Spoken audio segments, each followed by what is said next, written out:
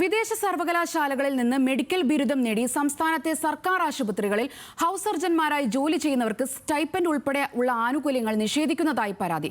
ഹൈക്കോടതിയെ സമീപിച്ച് അനുകൂല വിധി വന്നിട്ടും സർക്കാരിന് ഫണ്ടില്ലെന്ന കാരണത്താൽ സ്റ്റൈപ്പൻഡ് തടയുകയാണെന്നാണ് ഹൗസ് സർജൻമാരുടെ പരാതി.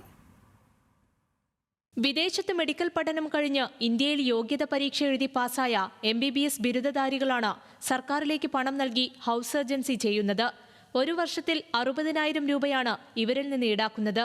എന്നാൽ ഇവർക്ക് ഹൗസ് സർജൻസ് അലവൻസും നൽകുന്നില്ല. ഈ സാഹചര്യത്തിലാണ് വിദേശത്ത് പഠിച്ച മെഡിക്കൽ ഡോക്ടർമാർ ഹൈക്കോടതിയെ സമീപിച്ചത്.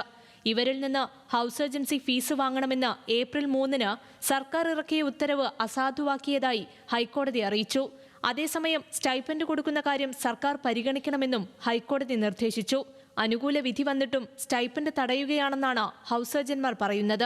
ഒരു 2 ആഴ്ച മുമ്പ് നമ്മുടെ ഗവൺമെന്റ് തന്നെ നമ്മളെ സ്റ്റേറ്റ് ഗവൺമെന്റ് ഭാഗത്ത് നിന്ന് ഒരു സർക്കുലർ ആയിട്ട് വന്നു. ആ സർക്കുലർ പറയുന്നത് എന്താണെന്ന് വെച്ചാൽ പെർ മന്ത് നമ്മൾ 5,000 ആൻഡ് ഹോൾ ഇയർ നമ്മൾ 60,000 റുപ്പീസ് കൊടുക്കണമെന്ന്.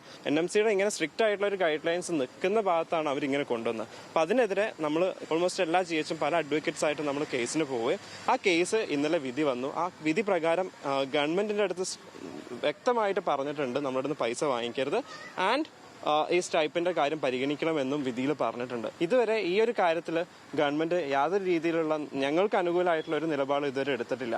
വിദേശത്ത് മെഡിക്കൽ പഠനം പൂർത്തിയാക്കി സംസ്ഥാനത്തെ വിവിധ സർക്കാർ ആശുപത്രികളിൽ ഹൗസ് സർജൻസി ചെയ്യുന്നത് 1200ഓളം പേരാണ്. ജില്ലാ ആശുപത്രികളിലും താലൂക്ക് ആശുപത്രികളിലും ഹൗസ് സർജൻമാരായി സേവനമനുഷ്ഠിക്കുന്നതും ഇവരാണ്. ഹൈക്കോടതി ഉത്തരവ് പരിഗണിച്ച് ഉടൻ സ്റ്റൈപ്പൻഡ് നൽകുന്ന കാര്യത്തിൽ സർക്കാർ തീരുമാനമെടുക്കണമെന്നാണ് ഇവരുടെ ആവശ്യം. ന്യൂസ് മലയാളം, കോഴിക്കോട്.